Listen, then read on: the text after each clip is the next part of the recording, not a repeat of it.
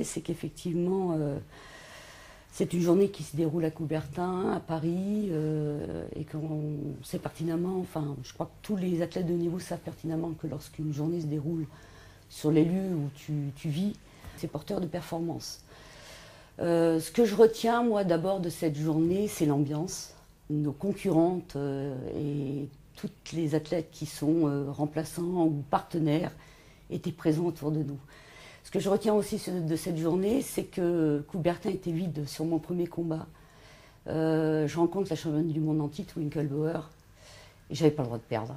Donc c'était une... Alors j'ai gagné parce qu'en fait, elle fait une bêtise, elle se prend Shido, et puis finalement j'ai gagné le combat comme ça, mais ça m'a permis véritablement ensuite d'avoir des ailes.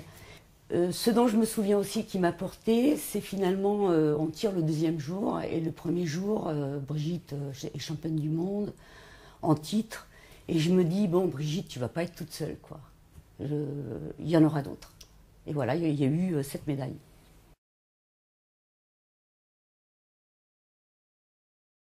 J'arrive en 81, je fais mon premier championnat de France avec Marie-Paul Panza dans les tours préliminaires de ces championnats de France.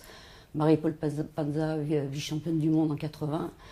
Et tout le monde me disait à cette époque-là, sur ces championnats de France, t'as vu, tu rencontres Marie-Paul Panza, je ne sais même pas qui c'était. Et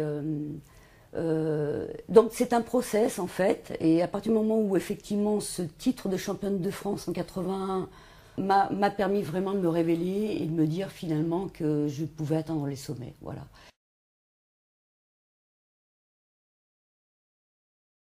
Je suis rentrée à l'INSEP en 81. On s'entraînait dans une petite surface de tapis. On était une dizaine de féminines à l'époque. Quand tout le monde était présent, c'est-à-dire qu'en fait, il y avait énormément de blessés, donc on s'entraînait des fois à 5 quand même.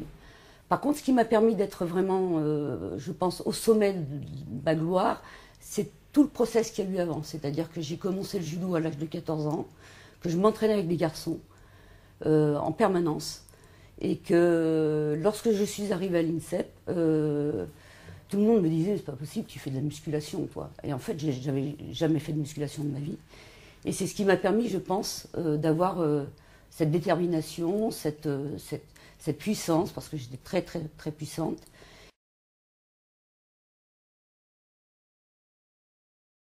Jean-Luc était entraîneur à l'époque.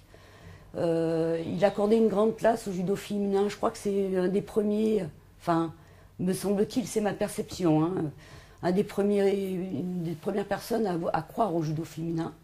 Et c'est lui aussi qui, à la fin de ma carrière, nous a permis de devenir entraîneur. Voilà. Paulette était entraîneur à la fin de sa carrière avec Gérard Guénier pendant quelques années. Et à la fin de ma carrière, avec Dominique Brun, il nous a proposé finalement d'être entraîneur national.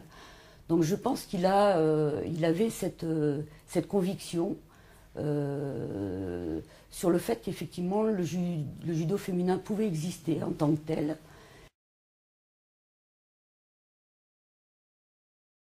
Ce qui a été le plus dur pour moi en fait, c'est le passage, la transition de championne, d'athlète à cette posture de professionnel, d'entraîneur, où effectivement il a fallu prouver que nous étions en capacité d'accompagner des femmes au plus haut niveau. Voilà.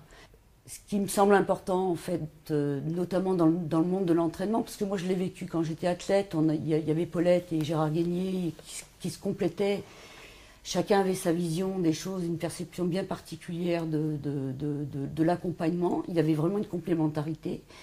Et il me semblait, moi, en tant qu'entraîneur à l'époque des juniors, que cette complémentarité était nécessaire. Donc voilà, donc on se battait sur le terrain pour apporter des idées nouvelles et pour casser un peu les routines aussi, diminuer des charges d'entraînement, essayer d'adapter les programmes en fonction de ces jeunes qui arrivaient, à qui il fallait tout apprendre quand même. Hein. Même si elles s'entraînaient, il y avait cet aspect technique qui n'était pas présent Voilà, donc il y avait quand même un travail de base, tout un travail de base à refaire et leur permettre aussi de se positionner en tant que jeunes sur le fait qu'elles étaient jeunes mais qu'elles pouvaient prendre la place d'eux. Voilà, c'était une période très intéressante en fait.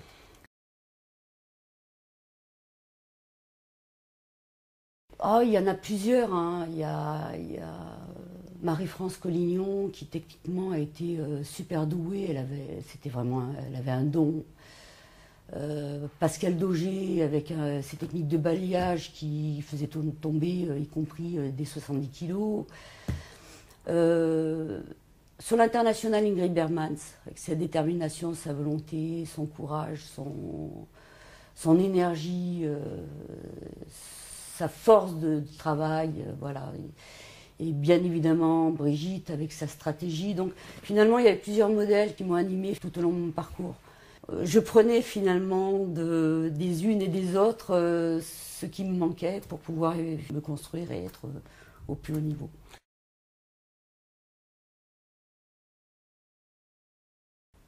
Il faut recontextualiser, hein. Moi, j'ai pris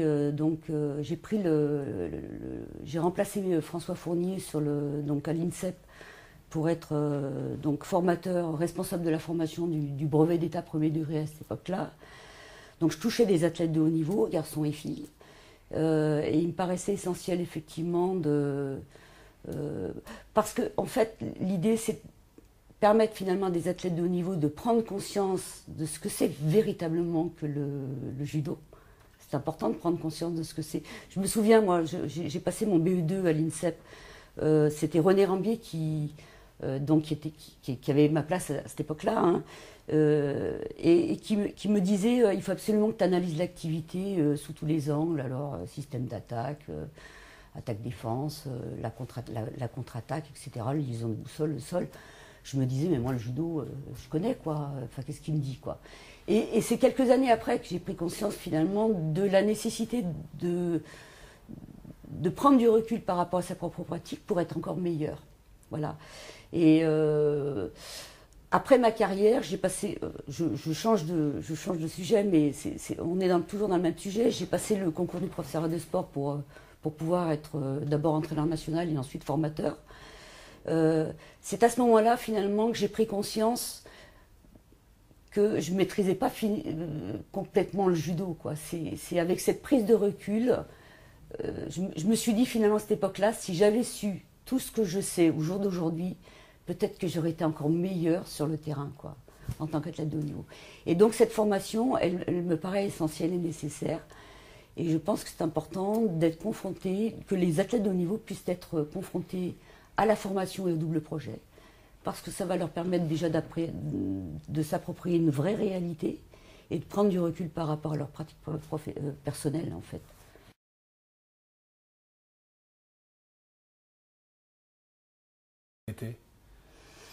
Oh, moi je pense que c'est révélateur de la société d'aujourd'hui dans les comportements. Les comportements ont changé, on est dans une société de consommation, de zapping, les valeurs sont plus les mêmes. Alors je ne veux pas généraliser, mais en tout cas c'est ce que je remarque au jour d'aujourd'hui, depuis ces 2 dernières années.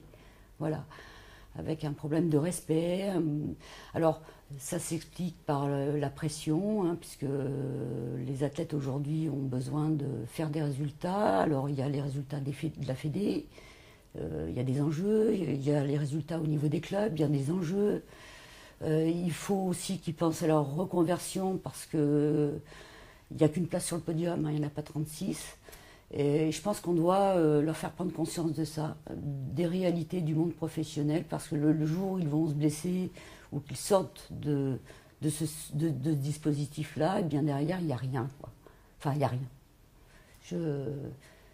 Enfin, ça, c'est un combat de tous les jours. Voilà. Moi, je suis confrontée à des boxeurs, à des lutteurs, parce que je suis plutôt sur une formation polyvalente.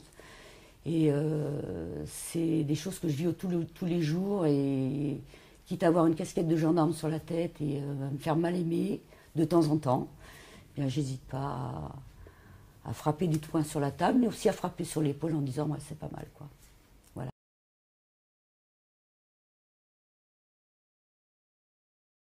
J'avais un prof qui était qui était assez autoritaire et assez dur. J'ai eu ma ceinture jaune alors que tout le monde l'avait eu 2 ans avant moi. Enfin, il avait vu en moi quelque chose, un talent, très certainement, une abnégation, du travail.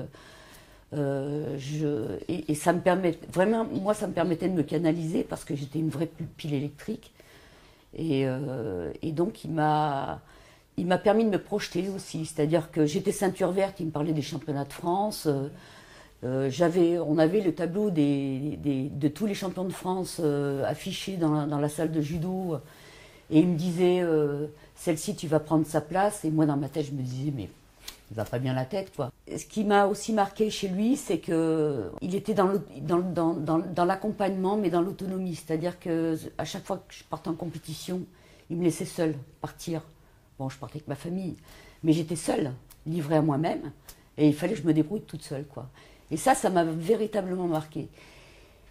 Et ça m'a fait prendre conscience qu'au jour d'aujourd'hui, on assiste trop les gens, on assiste trop les athlètes de haut niveau. Préparation mentale, oui, ok.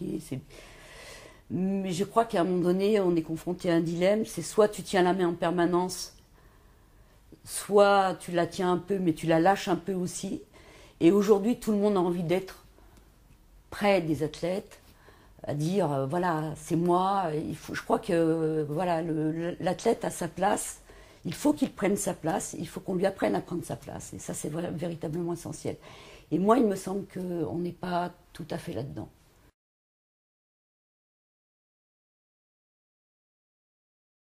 Je crois qu'il y a la place pour chacun d'entre nous. Moi, j'ai une fille en situation de handicap. J'étais présidente d'un comité départemental de sport adapté pendant une dizaine d'années.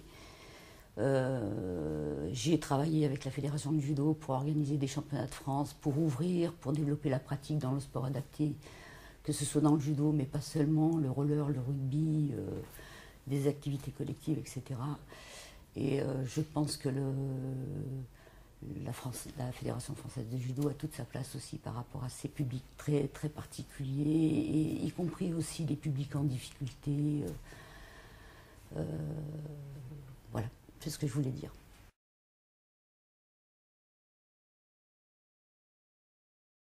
Le judo m'a apporté ce que je suis aujourd'hui, c'est-à-dire que ma trajectoire, elle aurait pu être autre dans mes choix, dans mes décisions. Si je n'avais pas fait de judo, peut-être que je ne me serais pas retrouvée ici devant vous, et puis comme formateur, prof de sport. Cadre d'État. Voilà, donc